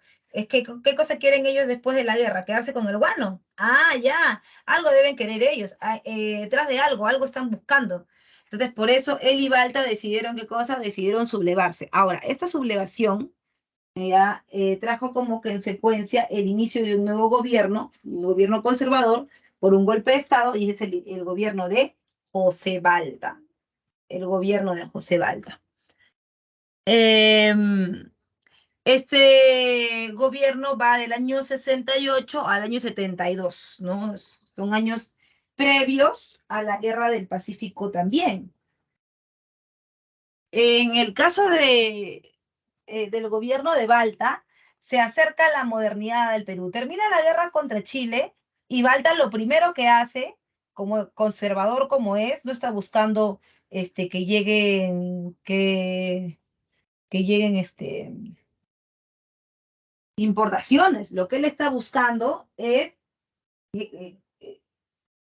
cuidar el mercado interno, ¿no es cierto? Muy proteccionista como es él, quiere sacar plata desde dentro del Perú y se lo dice a los consignatarios. Oigan, consignatarios, ¿cómo están? ¿Qué tal? Ya que hemos terminado la guerra y estamos mal económicamente, por favor, páguenos todo lo que ustedes han vendido durante la guerra. ¿Qué? ¿Que nosotros hemos vendido? Escúchame. ¿Quién te ha dicho eso? No, es que es obvio, ¿no? Ustedes han vendido y a mí me toca un pedazo. Ah, ya, pues mira, con la con la mala noticia, Balta, de que no hemos vendido nada. ¿Qué? Sí, no te vamos a poder pagar. ¿De dónde quieres que te des? No tengo nada. Ah, ya, perfecto. No, no, está perfecto, está perfecto. No han vendido, no se preocupen. Yo no quiero que me paguen nada, ni quiero que me den nada. Ahora soy yo el que pone las condiciones, ¿ok? Y mi condición es que ustedes ya no van a vender guano. Yo lo voy a vender a un solo comprador porque es un problema, ¿saben? Que ustedes estén para acá, para allá, es un problema. Dice, profesora, Manuel Pardo fue el que... Ah, sí, la compañía peruana de guano. La compañía peruana de guano, porque así como habían casas comerciales de inglesas como la Jeeps, ¿no? Que vendía guano, así también habían algunas casas comerciales peruanas. Y en el caso de Trado, ¿cómo se llama? El presidente de la compañía peruana de guano. O la compañía peruana guanera, si también la llaman, guanera.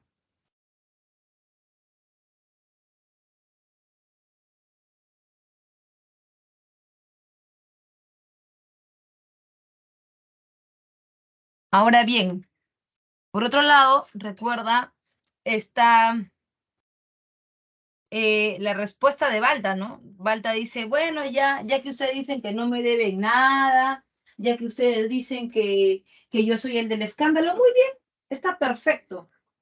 Muy bien, no se preocupen, tranquilos, tranquilos. Ya no quiero que vendan guano, lo voy a vender yo directamente a un solo comprador. Ese es el monopolio, la venta monopólica del guano, pues, ¿no? Una sola casa comercial y esa casa comercial es la casa Dreyfus, la casa judío-francesa que desde Europa va a comprar el guano y y le va a prometer cosas al Perú.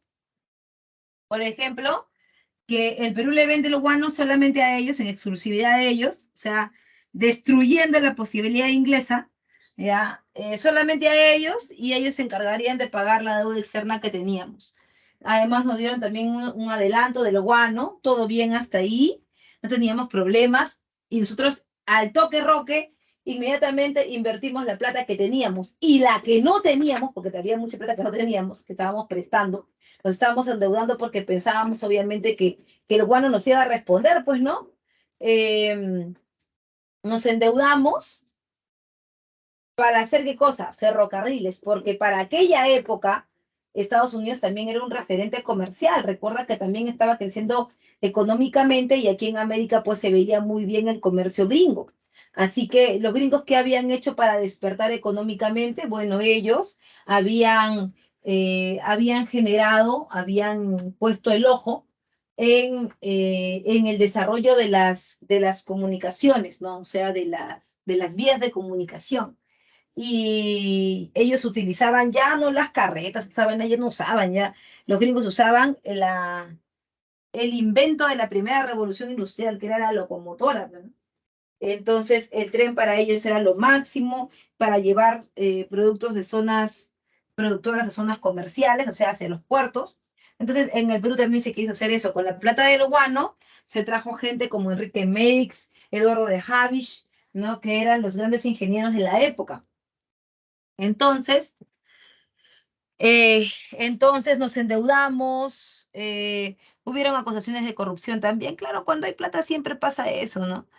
Y por supuesto, llegamos a una crisis política producto del triunfo del Partido Civil, porque llamaron a elecciones y los ex consignatarios peruanos que estaban unidos en la compañía del Guano o la compañía peruana guanera, fueron los que ganaron. Su posición económica era ex consignatarios y su posición política era civil, el Partido Civil. Entonces, Balta había modernizado el Perú, había tumbado las murallas de Lima para que pase el ferrocarril, habíamos gastado plata, habíamos invertido un montón, pero había un problema. Nosotros no nos habíamos percatado de lo que podía pasar después, y es que los Dreyfus, con pana y elegancia, nos devolvieron el guano. Ya no querían vender, suspendieron el tratado. O sea, no suspendieron, pero ya no se vendía el guano con el éxito que se vendía antes. ¿Y ahora qué íbamos a hacer? Fue terrible, porque ya no nos podían pagar la deuda externa. ¿Y sabes qué hizo el gobierno de Pardo? El gobierno de Pardo anuló el contrato Dreyfus. Sí, de una. Lo anuló y creó un nuevo contrato que era el contrato Rafael y Hermanos. Ese contrato era para que la compañía de guanera del Perú, o la compañía de guano peruano, explotara el guano y lo vendiera, pero ya el guano casi no se vendía bien en el exterior, pero igual, ¿no? Eliminaron el contrato Dreyfus. Por otro lado, recuerda, en este gobierno fue dirigido por el Partido Civil y fundó la Escuela de Ingenieros Agrarios y la Escuela de Ingenieros Civiles y de Minas. Profe, claro, esto funcionó del año 72 hasta el año 51. Ya no existe la Escuela de Ingenieros. Esta se fue creada por Eduardo de Havish y Enrique Meix, que eran los grandes de la construcción de ese momento. Es más, tuvimos aquí el arquitecto de la Torre Eiffel para crear el puente Balta. Gastamos mucho dinero en esto, sin embargo, para el año 51 la Escuela de Ingenieros desapareció en el gobierno de Odría y hoy la conoces con otro nombre, con la Universidad Nacional de Ingeniería, ¿no? De Ingeniería, que es la UNI, ¿no? Que es la misma de este periodo. Por otro lado, también recuerda, en este periodo, y siempre que hables de los Pardo, cualquiera que gobierne su familia, no, no quieren acercar su gobierno nunca a lo que sería la guerra ni nada de eso. Ellos prefieren más bien tener un gobierno que sea más diplomático, lleno de convenios, de relaciones diplomáticas, ¿no? No tanto de guerras. Entonces, por eso es que es muy importante relacionar a los Pardo y Lavalle con la diplomacia y la educación, ¿no? Para ellos eso era la modernidad. Entonces, vamos a ver acá. Entonces, se busca la firma del Tratado de la Alianza Defensiva con Bolivia, que consistía en un tratado de defensa, pero mutua, ¿no? De cubrirse unos a otros. O sea, si alguien invadía Bolivia, algún país invadía Bolivia, que el que más cerca podía ser era Chile, ¿no? Si invadía Bolivia, entonces Perú lo apoyaba, ¿no? Tratando de que salga del problema. Y si invadían Perú, Bolivia hacía lo propio, ¿no? Entonces, esa era la idea, no dejarse solos. También se organiza el primer censo de la República, que es el 76 a nivel nacional, y se nacionalizan las salitrales de Tarapacá. Quiero preguntarte en este punto, ¿qué diferencia ves tú entre, entre la estatización y la nacionalización? ¿Qué es para ti? ¿Qué diferencia hay entre las dos?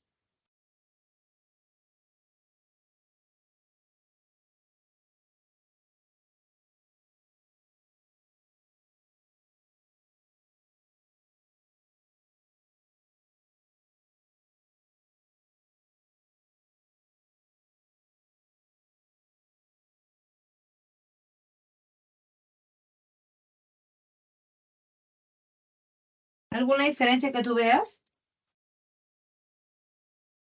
¿Qué es nacionalización? ¿Qué entiendes por nacionalizar?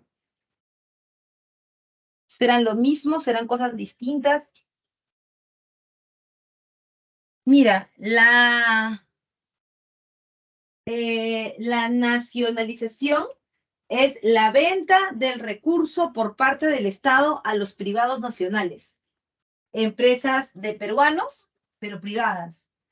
Y también está la estatización, que es la administración, la compra y venta del recurso por parte del Estado sin intervención de privados. O sea, en la estatización es cuando el Estado maneja.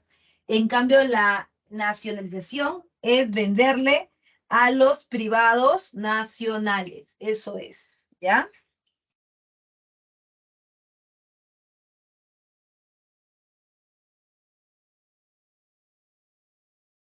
¿Se entendió? ¿Todo bien? ¿Entendió? Olivoli. Sí, profesora. Ok, gracias. Seguimos entonces. Mira, entonces el gobierno de Manuel Pardo y Lavalle es un gobierno que busca evitar los problemas. A eso sí quiero que quede claro, ¿no? Que busca evitar los problemas militarizados, que ellos básicamente lo que quieren es un gobierno muy diplomático, ¿no? Em,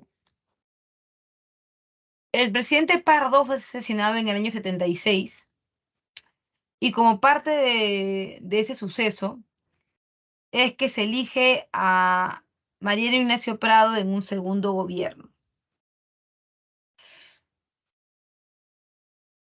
Prado sufre el estancamiento económico del Perú, ¿no? Además de la oposición pierolista. Profe, este pata Piero, lo he escuchado muchísimas veces en, en la historia, pero hasta ahora no entiendo cuál es su función, cuál es,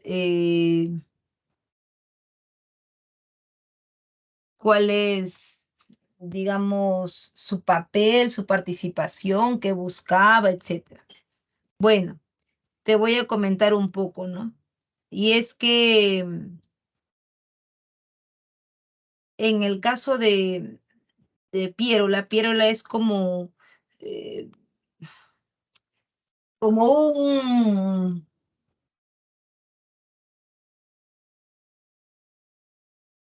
un lazarillo, ¿no? O sea, Pierola es como aquella persona que va a cumplir los objetivos más bajos, oscuros, que tenga el partido civil. Pierola tenía su propio partido, que era el Partido Demócrata, luego lo va a sacar a la luz, pero al principio estaba apoyado por el Partido Civil. Los civilistas, como comprenderás, no van a meter la mano en una época de crisis en el gobierno peruano. Eso no lo digo desde hace 200 años, lo digo hasta ahora. Cuando hay crisis, nunca, los partidos de derecha nunca aparecen. Nunca. Siempre los de centro izquierda, los de izquierda, ellos son los que están ahí. Pero los de derecha no. ¿Por qué? Porque eso significaría fracasar, ¿no? Es que si estás en crisis tendría que hacer un súper trabajo para sacar al país de la crisis. Entonces, el Partido Civil no va a participar, pero tiene un objetivo. Y es que Pierola saque del gobierno a Prado, que pare la guerra, que aplane la tierra y para ellos luego poder entrar al gobierno. Ahora bien, ¿Por qué no lo hacen ellos? Porque se van a ver poco civilizados, se van a ver poco, la gente los va a notar como que no les importa nada, ¿no? Ellos no quieren eso. Ellos quieren verse siempre bien, como los civilizados, los buenos, etcétera. Es algo que vamos a ver repetitivamente, ¿ya? Ahora bien,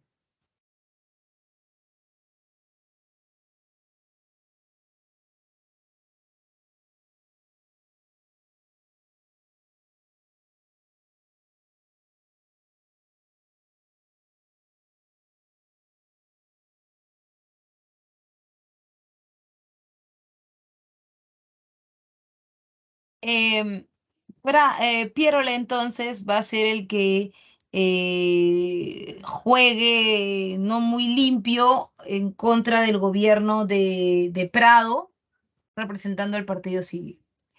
En el gobierno de Prado se envía la misión Lavalle hacia Chile para evitar que la guerra estalle, pero no logra persuadir.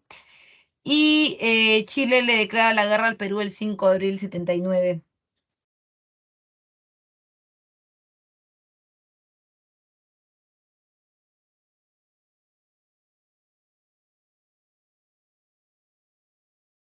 Ahora, vamos a ver la guerra contra Chile. Y lo primero que hay que tomar en cuenta es que la guerra contra Chile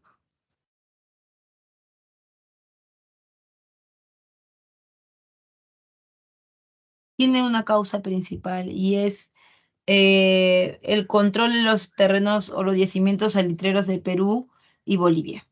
Eso es.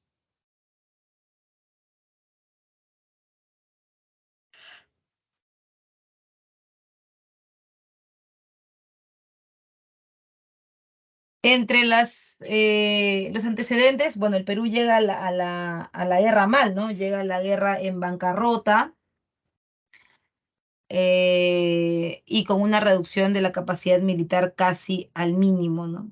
Recuerda que el Perú hasta ese momento todavía no tenía un ejército profesional, no se podía, digamos, institucionalizar de una manera adecuada, ¿no? No había todavía eso. Entonces, por eso estamos en desventaja. Ahora, por otro lado, también está el detonante de la guerra, que puede funcionar también como los pretextos de la guerra, ¿no? En primera instancia es la nueva política fiscal de Bolivia con el aumento de los 10 centavos de quintal de salitre y la ocupación chilena de Antofagasta por este mismo caso, ¿no? En cuanto al siguiente, está el fracaso diplomático de la misión encabezada por Lavalle. La misión Lavalle no logró evitar la guerra y la declaración oficial de la guerra contra el Perú el 5 de abril del 79. En cuanto a la campaña marítima, y acá te quiero preguntar porque quiero que interactuemos también un poco, ¿no?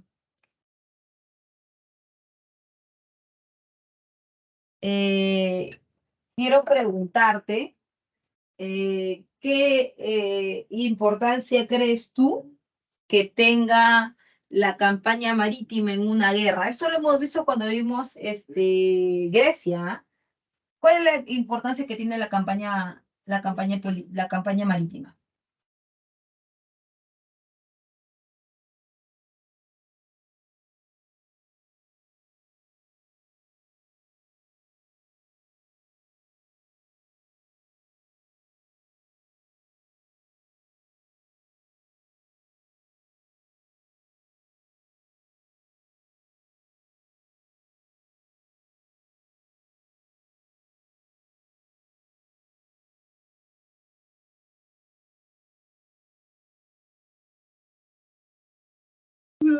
¿Piensas aislar a un país de insumos?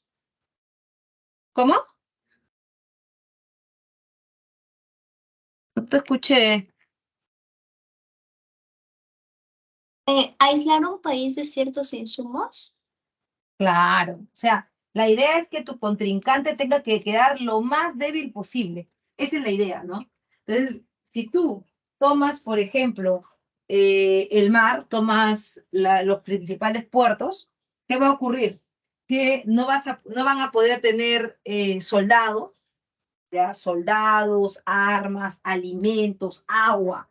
Entonces, la idea es que ellos queden, se puede totalmente, pero en principio parcialmente diezmados, parcialmente controlados, si así lo queremos decir, ¿no? Esa es la idea. Por eso todas las guerras van a comenzar siempre con una campaña marítima, siempre. El objetivo era el dominio de las líneas de transporte, o sea, que no desembarquen nada, que no tengan nada. Ese era el objetivo.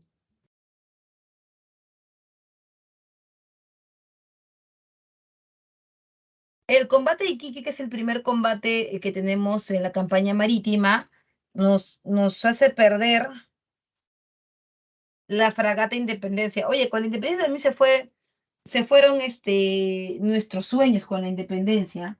¿Por qué, profe? Porque la fragata Independencia era la embarcación más grande que teníamos, si quieres hasta la más moderna. Entonces era bien difícil que nosotros pues podamos levantar cabeza, podamos solucionar lo de la guerra sin esa fragata. O sea, de verdad que estábamos bien al borde, ¿no? O sea, ya con eso ya estábamos listos para abandonar la guerra realmente, ¿no? Eso. Además, también están las correrías del Huáscar.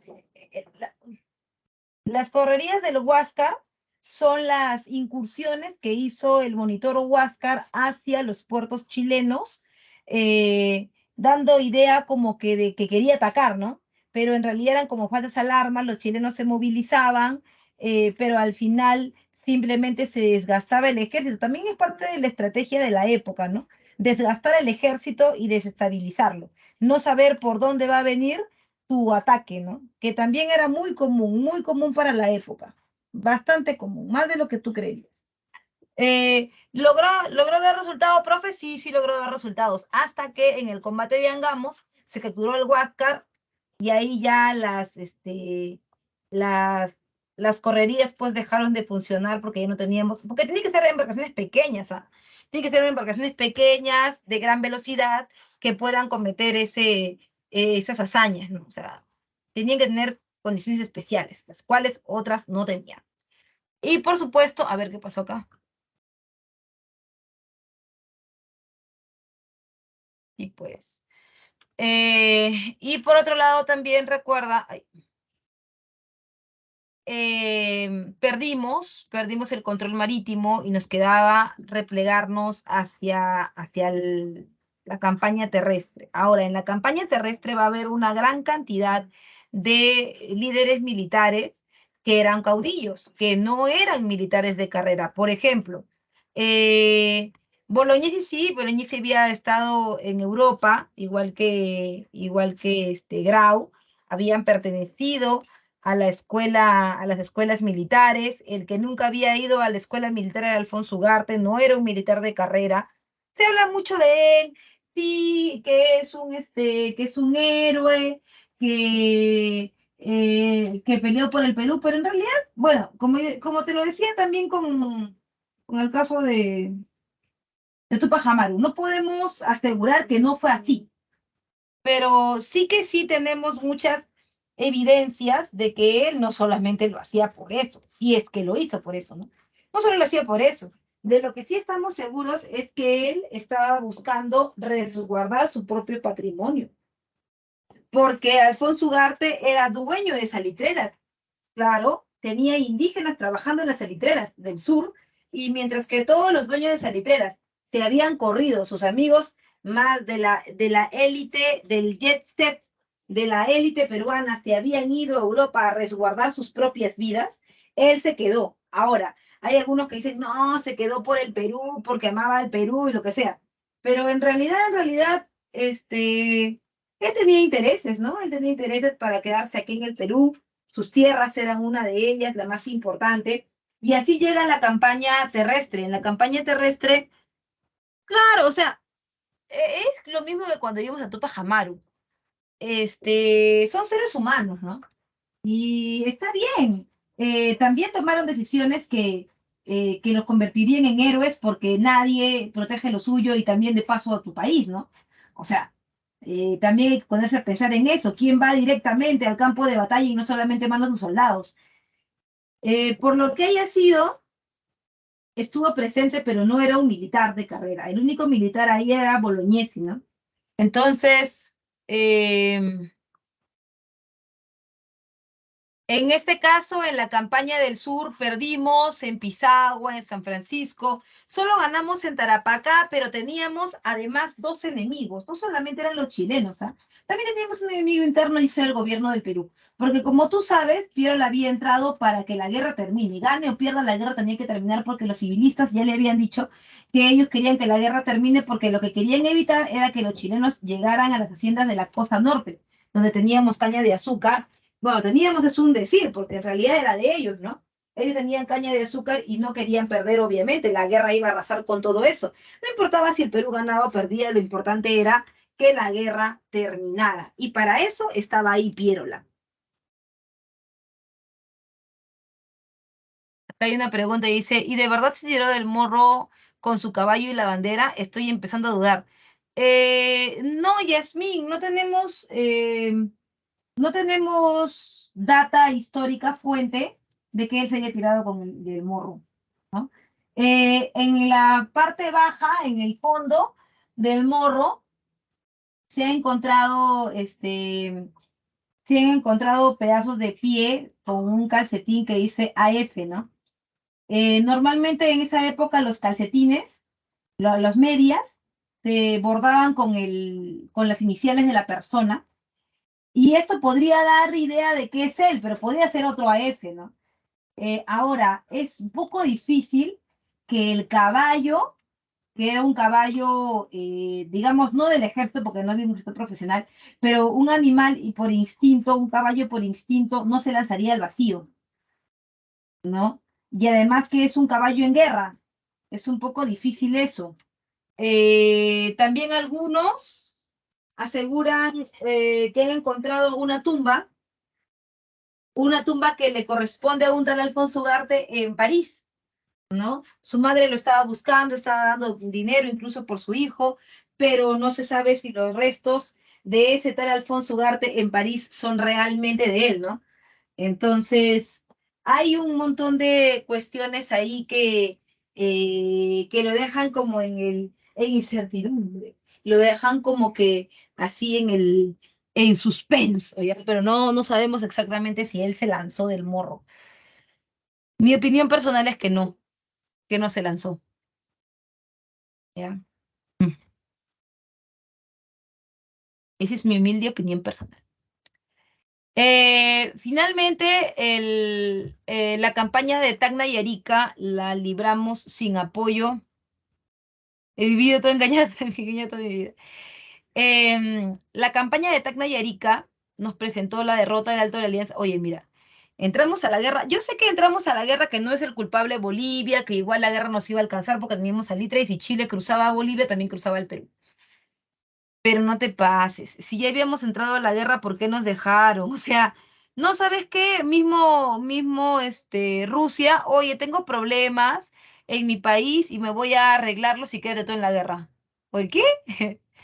Nos quedamos solos, se retiró Bolivia de la guerra y en Arica, que Bolognesi defendía el morro, pues la idea de él, porque mandaba cartas y cartas y cartas y Piero no respondía.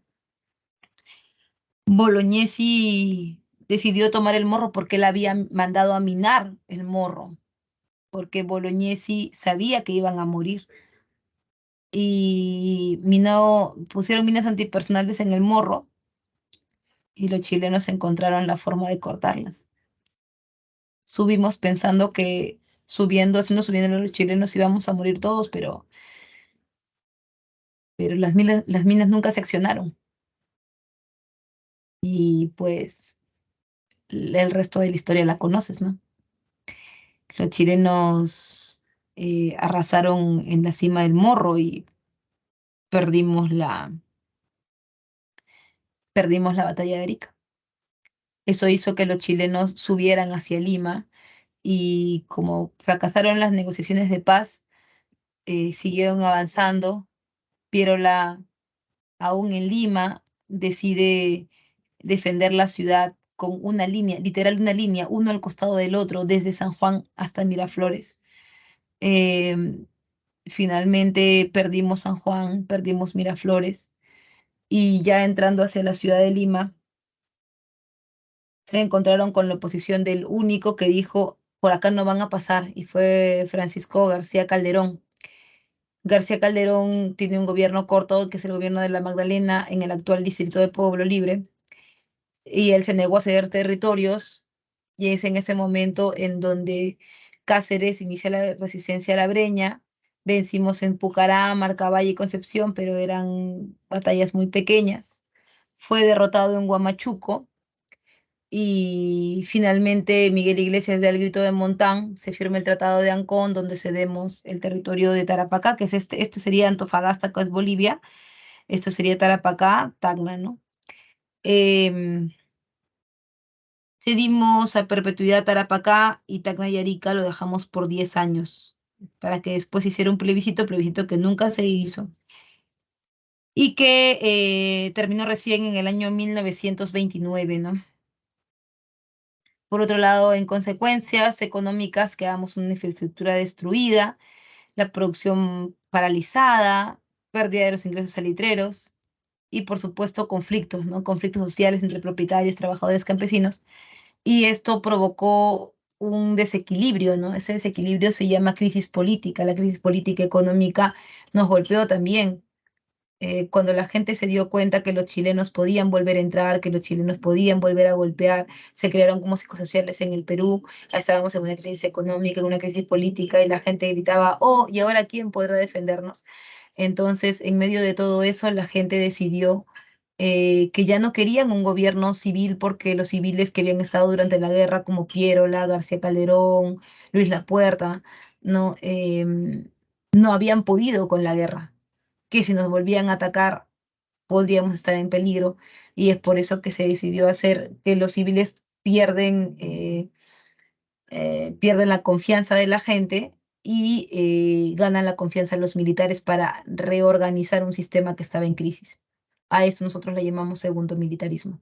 Después de la Guerra del Pacífico es que se necesita un orden nuevo y es por eso que los militares entran a gobernar. ¿Las minas se desactivaron por el traidor que avisó o simplemente los chilenos encontraron la forma de desactivarlas? Hubo un traidor, bueno, no un traidor, pero sí hubo una persona que estaba detrás de todo esto porque la inteligencia chilena, el servicio de inteligencia chileno, debemos decirle así porque no existía, las había descubierto y era Wegelin, ¿no? Wegelin, este chileno así que se hacía pasar por inglés, que finalmente descubre que el lugar para accionar las minas se encontraba en la iglesia de Arica y es ahí donde se desactivan, ¿no? Ujú. Bien, muchachos, entonces hasta ahí va a llegar mi separata del día de hoy. Espero realmente que haya sido una separata entretenida para ti, que haya sido una súper separata, porque yo también me he divertido mucho. Eh, a ver, ¿hubiera pasado algo diferente si las minas hubieran estado activas?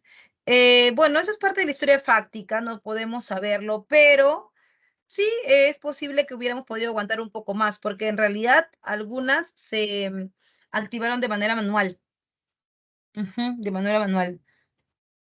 Ah, Petit Tours en la guerra. En el momento de la llegada de los chilenos a Lima, Lima se defendió de muchas maneras, ¿no? Se defendió en San Juan, se defendió en Miraflores porque acá no había ejército. El único ejército, entre comillas, que teníamos eran los vecinos de Lima. Entonces muchos de ellos salieron jóvenes, por ejemplo, de la Legión Carolina, que eran jóvenes que estudiaban en la Universidad de San Marcos y en el Colegio de Guadalupe, que defendieron con sus vidas la ciudad de Lima, pero también hubieron algunas salidas diplomáticas como la de Petit Tours, ¿no? Que se acercó al ejército chileno y les dijo que no se metieran en problemas, ¿no? Que en Lima habían colonias de italianos y colonias de franceses.